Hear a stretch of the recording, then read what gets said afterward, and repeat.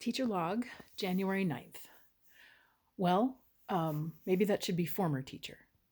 I finished up teaching at the end of December, and um, it's been interesting. We'll make another video about that later. But what I wanted to do is I wanted to make a quick video about what I do with gifts from students. And um, I wanted to show you some of the things that some of my students gave to me at the end of the year in December. So, first, kids love stickers, right? And so I got this amazing sparkly sticker that was on my binder. But since I didn't need the binder anymore, I put it on laminate and put the student's name on the back who gave it to me, and I'm making it into Christmas ornaments or an ornament. And I do ornaments with lots of things that people give me or people make for me. So here's an example sticker. This is an ornament that one of the students made in class, and he gave it to me to remember him by, he said, which was adorable. It's a little scribbly on the back, but that's okay. His name is on there if you look closely enough. One of my students drew this really cute Christmas tree for me.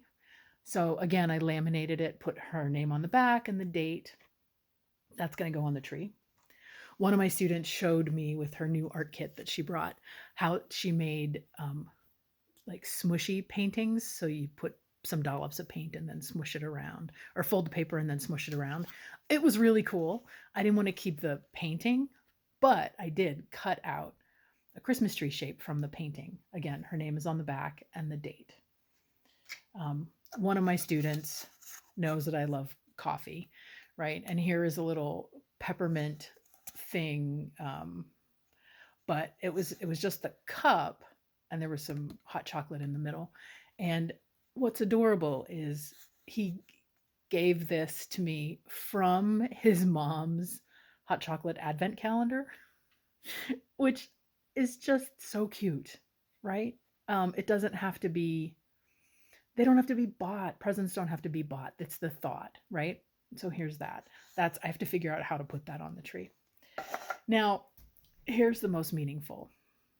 So if you've watched the videos in the past, you know that there was one particular student who was really struggling with control and being, and there has to be, trauma or something in her past that allowed her, or that brought on the oppositional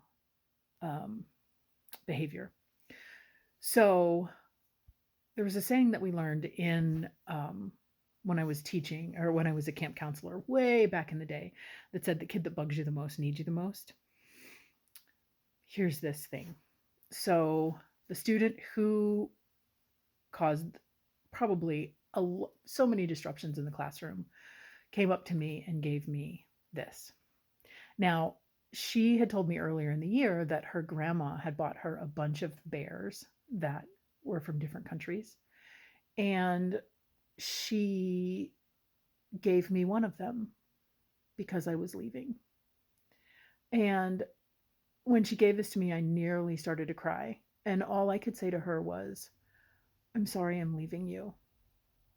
And she broke down in tears and just cried on my shoulder. And so that's the big takeaway, right? The kids who need us the most tell us in the most unloving ways. There's a quote somewhere from somebody. I don't know who to attribute that to, but that's the thing. The kids who need us the most tell us in the most unloving ways. So, onward, teachers. It's difficult work and important work.